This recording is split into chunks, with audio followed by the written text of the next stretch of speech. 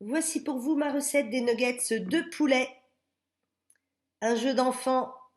Alors gardez votre pain, quand il vous en reste, il faut le faire rassir, vous le coupez en morceaux, vous le mettez en sachet et vous allez après l'utiliser pour faire vos chapelures. J'ai envie d'aromatiser ma panure, donc je vais ajouter de l'oignon et de l'ail. On peut mettre des herbes, des épices, hein, du persil, tout ce que vous voulez. J'ajoute un petit peu de sel. Donc vous voyez, je n'utilise pas de salière. Je trouve que c'est une perte de temps. Je préfère me servir à la cuillère. Et un petit peu de poivre. Et ensuite, eh bien, simplement 5 secondes vitesse 5. Et mes oignons et mon ail sont mixés.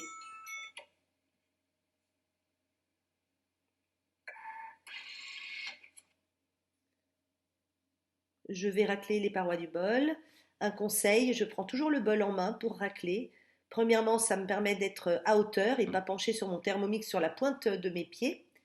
Et puis, ça vous évite de taper par réflexe sur le bol posé sur le thermomix, puisque vous allez sinon dérégler votre balance. Et c'est valable pour tous les thermomix, hein. Voilà, j'ajoute mon pain. Et puis, je vais un petit peu faire à l'œil, à l'oreille, un petit peu de turbo pendant une demi-seconde. Et puis, je vais regarder si le résultat me convient.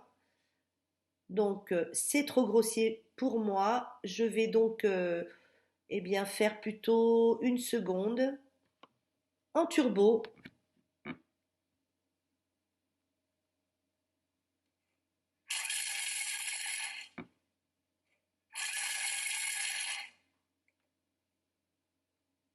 Voilà, une jolie panure, un petit peu grossière, c'est comme ça que je l'aime. Et là, j'ai émincé du poulet. Je mets ma marinade, du sel, du poivre, de l'huile, du citron. Je peux mettre des herbes, des épices. Une marinade se fait plutôt quelques heures avant, c'est mieux. Et puis, vous allez pouvoir faire cuire ce poulet tout simplement à la vapeur. Moi, je vais le paner.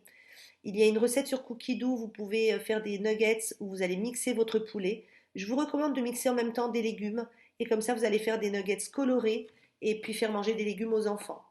Alors ensuite, bah bien sûr, tout le monde connaît, hein, je mets dans l'œuf battu et puis ensuite je vais le passer dans ma panure comme vous voyez qui est un petit peu grossière.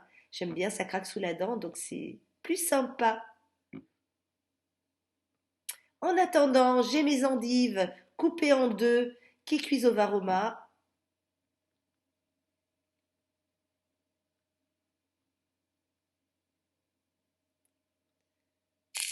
Voilà, donc j'en ai dans ma poêle et en attendant, je continue à m'occuper des autres morceaux. Voici le résultat et je peux vous garantir que c'était croustillant et que je me suis régalée et c'était aussi light puisque les endives, c'est assez léger. Voilà, je vous souhaite une belle journée.